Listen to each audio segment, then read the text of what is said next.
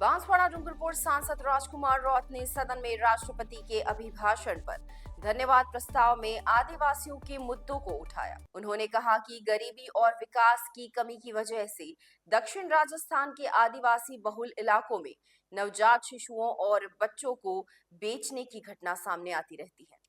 आदिवासी बाहुल्य दक्षिणी राजस्थान में इस तरह से कई मामले सामने आए हैं।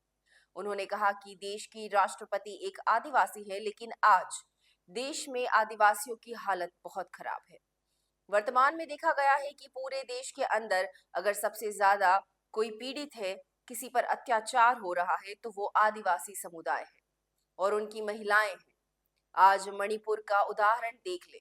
रौत ने कहा कि आज आदिवासी समुदाय की हालत इतनी खराब है कि उन्हें अपने बच्चों को गिरवी रखना पड़ रहा है। उन्होंने कहा कि आज से 20 साल पहले आदिवासी गरीब दलित व्यक्ति अपनी जरूरतें पूरी करने के लिए अपने बच्चों को बीमारी का इलाज के लिए जमीन और जेवरात गिरवी रखा करते थे, लेकिन आज देखा गया है कि यह समुदाय अपनी बहन बेटियां और अपने छोटे बच्चों को गिरवी रख रहा है। देश के अंदर अगर सबसे ज्यादा अगर कोई पीड़ित है, किसी पे अत्याचार हो रहा है, तो वो आदिवासी समुदाय है और महिलाएं हैं। आज मणिपुर का उदाहरण देख लें। हम ये कह रहे हैं कि हमारे देश की महामहिम, हमें भी खुशी है, लेकिन एक तरफ तकलीफ है इस बात की कि देश के अंदर आदिवासी समुदाय के साथ सबसे ज्यादा अत्याचार हो रहा है और महिलाओं के साथ सबसे ज्यादा अत्याचार हो रहा है। इसका ताजा उदाहरण मणिपुर का देख लो, राजस्थान, मध्य प्रदेश, छत्तीसगढ़ के अंदर देख लो। विकास के नाम से आदिवासियों को विस्थापित किया जा रहा है। एक दौर था आजादी के बाद, इस देश की आम जनता ने, गरीब ने, आदिवासी ने ये सांस ली थी कि हम अच्छे दिन आएंगे, उज्जवल भविष्य होगा। हमने देखा है वो दौर कि आज से 20-25 साल पहले आदिवासी गरीब दलित व्यक्ति अपनी जरूरतें पूरी करने के लिए, अपने बच्चों को पढ़ाने के लिए, अपनी बीमारी का इलाज कराने के लिए जमीन और जेवरात गिरवी रखता था। लेकिन आज देखा गया है, आज से 20 साल पहले जमीन और जेवरात गिरवी रखता था और आज इतना मजबूर हो गया है कि कई इलाके के अंदर यह देखा गया है कि आदिवासी समुदाय अपने बहन बेटियां या अपने छोटे बच्चे को गिरवी रख रहा है।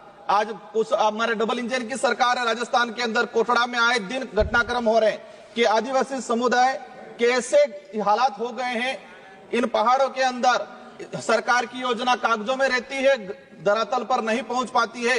और कई ऐसी घटना सामने आई है कि इन परिवारों ने बच्चों को गिरवी रखा है, नाबालिग बच्चों को गिरवी रखा है गुजरात के अंदर, कई इलाके के अंदर। ये छोटा मोटा आंकड़ा नहीं है, ये आंकड़ा सैकड़ों में आया हुआ है और हम बड़ी बड़ी बातें कर रहे हैं। महामहिम सभापति महोदय, आज ये देखा गया है कि हम आत्मनिर्भर की बात कर रहे हैं।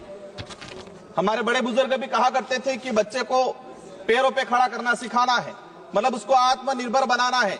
लेकिन आज देखा गया है कि देश की आम जनता आत्मनिर्भर कम होती जा रही है और किसी न किसी ऐसे माहौल बना दिया गया है कि वो हर किसी पे निर्भर होता जा रहा है। और विशेषकर देखा गया है आदिवासी, दलित या पिछड़ा वर्ग। माननीय सभापति महोदय, अभिभाषण के दौरान आदिवासी इलाके के अंदर 30 मेडिकल कॉलेज की बात हुई। अच्छी बात है, हम भी चाहते हैं, लेकिन इन मेडिकल कॉलेज की धरातल पे स्थिति क्या है? कई ऐसे केस आए हैं, एक डिलीवरी महिला उस मेडिकल कॉलेज में जा रही है, सोनोग्राफी के लिए चिट्ठी लिखवा रही है और उसका नंबर आ रहा है 1 महीने बाद, तब तक तो बच्चा पैदा हो रहा है और बच्चे का नामकरण भी हो रहा है, तब तक नंबर आ रहा है। कई ऐसे केस आए, हमारे डूंगरपुर का केस आया था कुछ समय पहले, जब व्यक्ति गया इलाज के लिए, उसका नंबर आया 1 महीने बाद और तब तक उसका अंतिम संस्कार हो गया था। ये स्थिति बनी हुई है, मतलब पीएससी सीएससी से भी बदतर स्थिति मेडिकल कॉलेज की बनी हुई है धरातल पे अंदर। अगर हम जाएंगे वहां, मैं खुद सांसद हूं, मैंने कई विजिट किया, मेरे वहां संसदीय क्षेत्र बांसवाड़ा डूंगरपुर में जमीर नहीं मानता वहां जाने का, क्योंकि ऐसी हालात बनी हुई है। ये पड़े रहते हैं लोग, नंबर नहीं आता है, जांच नहीं हो पा रही है। तो हम चाहते हैं कि जो योजना है उसको धरातल पे इंप्लीमेंट किया जाए। माननीय सभापति महोदय, आयुष्मान कार्ड की बात की गई, अच्छी बात होना चाहिए, लेकिन देश के अंदर ऐसे कई किस्से आए हैं पिछले 2-3 सालों के अंदर कि दवाई का पैसा नहीं मिलने से अपने परिवार की पालन नहीं कर पाया, वो इलाज नहीं करा पाया, तो आत्महत्या की गई है। माननीय सभापति महोदय, बिरसा मुंडा जी के लिए जनजाति गौरव दिवस मनाया गया, हम भी स्वागत करते हैं, इसकी घोषणा हुई, लेकिन सिर्फ घोषणा होने से, मनाने से नहीं जमेगा। बिरसा मुंडा जी चाहते क्या थे, उनके विचार क्या थे, उनके उद्देश्य क्या थे, इन पे हमें काम करने की जरूरत है। आज वो जल जंगल जमीन का बात करते थे, अबुआ दिसम अबुआ राज की बात करके गए थे वो, लेकिन आज क्या हो रहा है, जल जंगल जमीन उद्योगपतियों को दिया जा रहा है भेंट में और वहां पर खत्म किया जा रहा है। बिरसा मुंडा जी के उपदेशों पे जाना पड़ेगा, उनके विचारों पे जाना पड़ेगा। सिर्फ जनजातीय गौरव दिवस मनाने से काम नहीं चलेगा।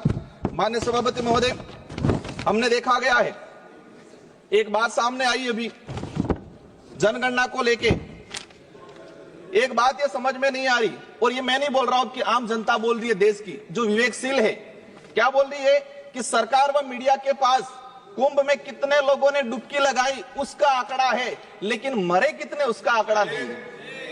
मतलब डुबकी लगाई 30 से 35 करोड़ लोगों ने, 30 से 35 करोड़ लोगों ने, वो आंकड़ा है, लेकिन मरे कितने लोग हैं, घायल कितने हैं, किस राज्य से कितने लोग हैं, यह आंकड़ा अभी तक सामने नहीं आ पाया है। माननीय सभापति महोदय, जल जीवन मिशन की बात हुई, जल जीवन मिशन से हमें भी लगा, लेकिन मैंने इसी सदन में क्वेश्चन लगा के निकलवाया है कि आदिवासी बाहुल्य क्षेत्र के अंदर, मैं मेरे संसदीय क्षेत्र की बात करूं, जल जीवन मिशन में हमारा जो जैसे जिला आता है प्रतापगढ़ 30% उपलब्धियां प्राप्त हुई, उदयपुर में 31%, डूंगरपुर के अंदर 27% और बांसवाड़ा में 24%।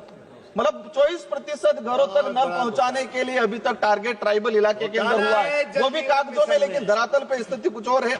माननीय सभापति महोदय, हमारा वहां पर करणा बैक वाटर सरकार में हमने सेंक्शन कराया था, लेकिन उसका आज तक वर्क ऑर्डर नहीं किया। अंतिम एक लाइन, एक मिनट का सर रहा है।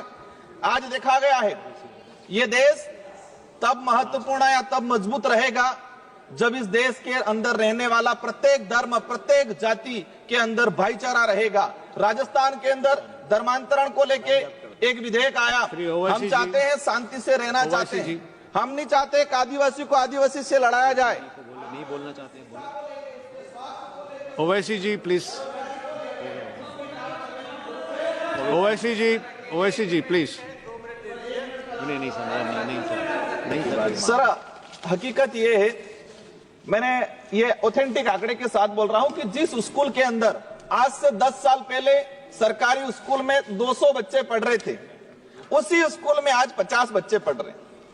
ट्राइबल इलाके के अंदर 3-3 क्लास के बच्चे एक रूम में बैठ रहे हैं, किस क्वालिटी का एजुकेशन जा पाएगा। मैं आपके माध्यम से सरकार से यही अनुरोध करना चाहूंगा, हमें कुछ नहीं मिले चलेगा, गरीब आदिवासी दलित को अच्छा एजुकेशन, अच्छा हेल्थ मिलना चाहिए, वो अपने आप सारी चीजें कर लेगा। इन्हीं शब्दों के साथ धन्यवाद, आभार, और विशेषकर मंत्री जी का।